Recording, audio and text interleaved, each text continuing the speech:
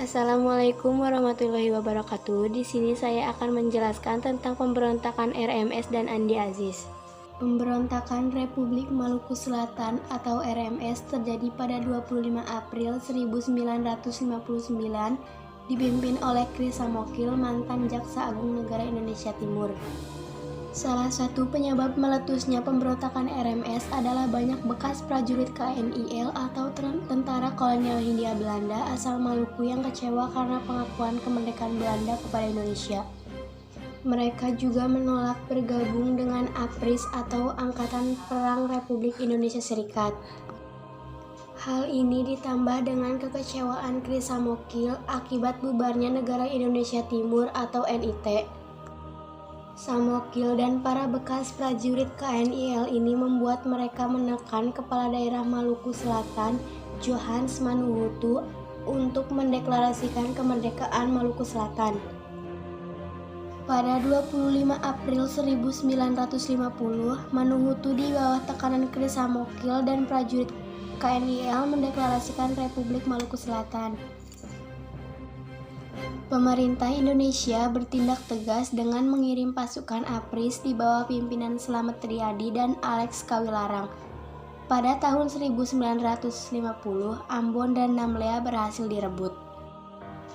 Pada tahun 1963, Chris Samokil berhasil ditangkap. RMS berhasil digagalkan dan para pendukungnya yang tersisa melarikan diri ke Belanda. Tujuan pemberontakan RMS yaitu ingin memisahkan diri dari NKRI. Dampak pemberontakan RMS yaitu jatuhnya korban jiwa dan kerusakan material, hubungan antar kelompok di Maluku terganggu terutama bagi kelompok pendukung RMS dan NKRI, mengancam stabilitas NKRI, migrasi besar-besaran ke Belanda, hubungan Indonesia dan Belanda terganggu, terjadinya aksi terorisme di Belanda, memberikan dampak berkelanjutan. Pemberontakan Andi Aziz. Latar belakang pemberontakan Andi Aziz. Pemberontakan Andi Aziz merupakan upaya perlawanan yang dilakukan oleh Andi Aziz, yakni seorang mantan perwira KNIL. Kali itu, ia berusaha untuk mempertahankan keberadaan Negara Indonesia Timur atau NIT karena enggan bergabung dengan NKRI atau Negara Kesatuan Republik Indonesia.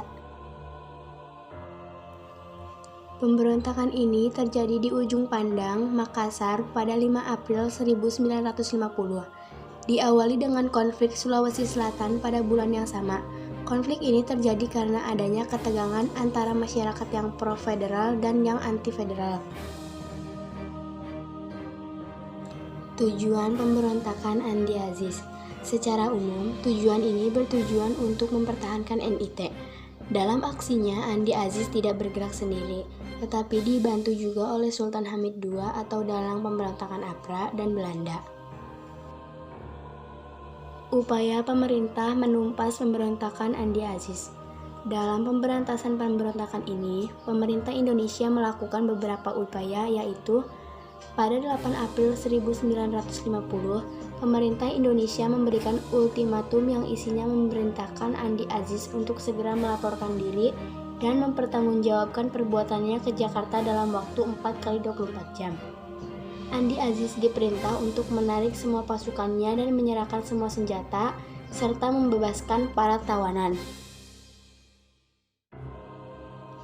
Namun nyatanya, semua ultimatum tersebut tidak dipenuhi oleh Andi Aziz. Untuk itu, pemerintah Indonesia pun mengirim pasukan TNI di bawah pimpinan Kolonel Alex Kawilarang. Pertempuran pun terjadi pada tanggal 26 April 1950. Nasib negara Indonesia Timur. Beberapa dampak pemberontakan Andi Aziz yang juga akhirnya membentuk nasib negara Indonesia Timur yaitu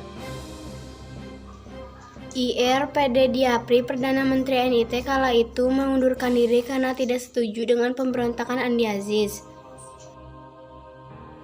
Insinyur Putu Hena diangkat menggantikan Insinyur Diapri. Ia merupakan tokoh yang pro-republik. Sukawati, Wali Negara NIT.